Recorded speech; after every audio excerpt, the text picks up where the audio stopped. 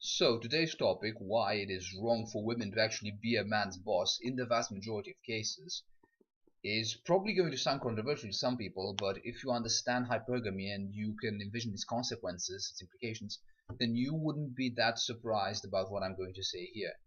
So essentially, hypergamy means that if a woman is higher status than you, she's going to find you unattractive. And this is an interesting thing because when men find women attractive or not, it's usually specifically because of the woman's traits. The man's situation, the man's I suppose circumstances, or even the woman's circumstances, do not bear into it at all. Whereas in a woman's case, the man's circumstances do bear into it, and she is actually, in a sense, part of these circumstances. So as a consequence, a woman can actually change how attracted she feels towards men in general. And as a result of that, whenever a woman wants to become a boss for men, she's essentially saying, I want to perceive all these men as hideous. I want to not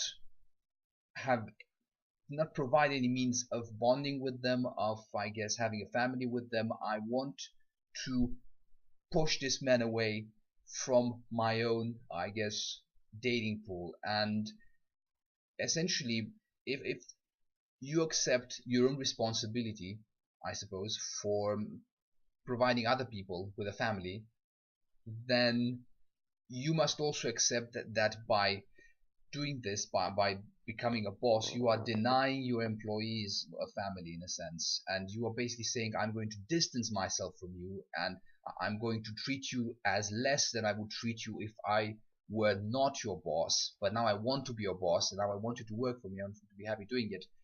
So it's a case of I'm going to perceive you as hideous, and I'm going to think you're butt ugly, basically. And I will deny you things, I will distance myself from you, and you had better accept this, because I need my empowerment. I need to rise up the hierarchy and feel like a real career woman, basically. As in, career women just basically sacrifice everyone around them, in a sense, for their own benefit. Certainly they sacrifice their employees for their own benefit and treat them worse than they would treat them had they not been their employees. It's just, one has to ask oneself, why would one want to go through the degrading experience of actually working for a woman in that case? I mean, look, if you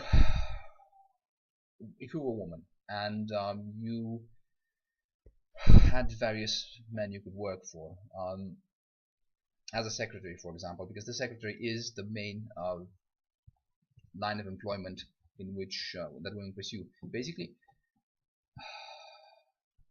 if every one of these men would tell you straight off in the interview, if you work for me, I'm going to think of you as butt ugly every single day. When you walk into the office, I'm going to think, oh, is she ugly? Or, I definitely wouldn't want to have a family with this woman. I definitely wouldn't want her to have a family, period, in principle. It just, you wouldn't want to work for such a person, essentially.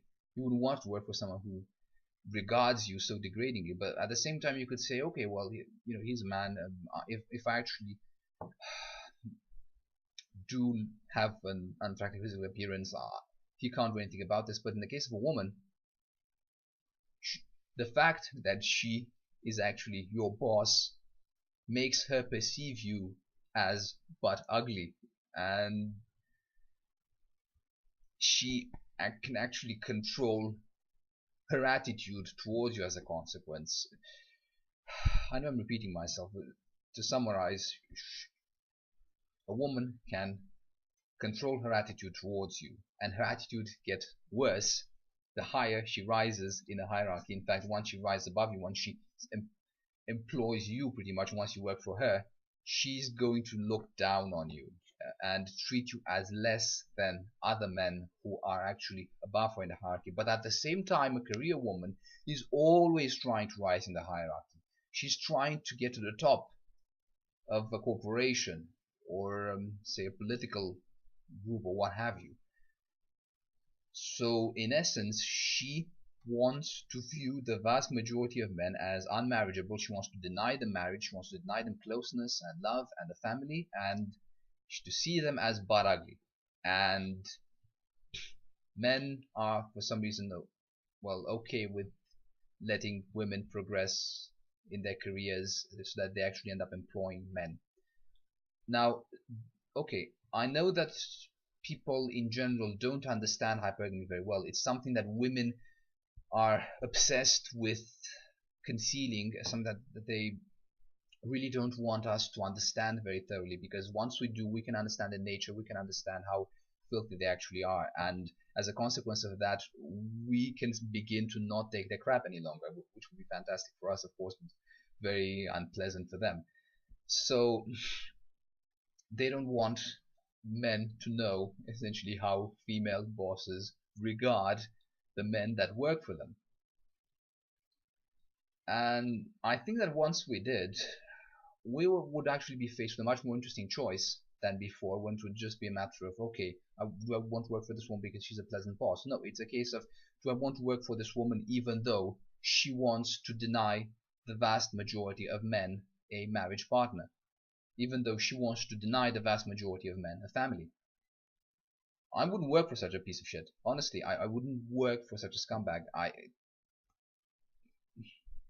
I just can't see how anyone would stoop so low as to work for a woman who saw them as butt ugly and wanted to deny their families. I'm sorry, I know I keep repeating myself a lot in this video, but the absurdity of it, once it strikes you, once you realize how the female mindset works, and the fact that women themselves actually want to get into careers, it's just a huge insult towards men in general.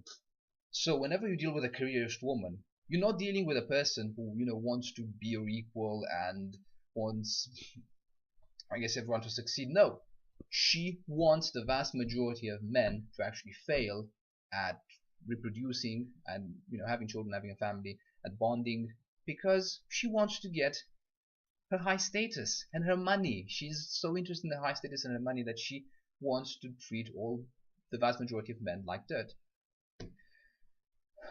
Whereas a woman who was kind and compassionate, understanding the limitations imposed by her own hypergamy, wouldn't actually try to rise in hierarchies. She would actually accept a position in which she was not giving people orders, in which she was not telling people what to do and making big decisions.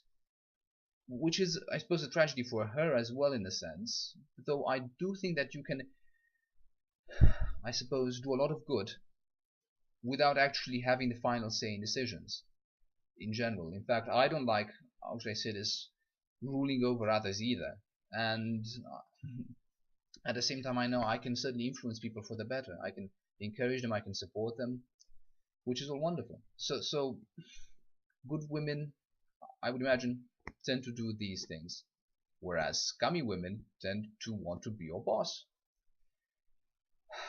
Now, there's an interesting thing about this. There are of course certain exceptions, namely, okay, lesbians, for example, female homosexuals, they don't have any attraction to men, period, so it really shouldn't affect them whether or not they are your boss. Now, as far as I'm aware, there's nothing specifically misandric about being a lesbian, but at the same time there are plenty of lesbians who are misandric, so I should know. I mean, at my local students union I've met plenty of these scumbags. At the same time, there are tomboys. Now, I'm not sure about whether being a tomboy also makes you immune, I suppose, to hypergamy. If it does, then I suppose I wouldn't have any problem working for a tomboy, and I don't think there would be any reason not to work for one. But if tomboys are still hypergamous, then no way in hell you wouldn't want to work for a woman like that. And one can also find, I suppose, other exceptions, but all of these probably just comprise about how much? 2%, 5% of the whole population. There's an issue, of course, of whether or not the total population of bosses comprises how much the total population of these tomboys, lesbians, etc. actually comprises the total population of bosses. That's one question to ask. But I'm not sure about the figures in this regard. However, I do know something. Over the course of the last, how much? 20, 30 odd years, I'm not very keen on history in this regard.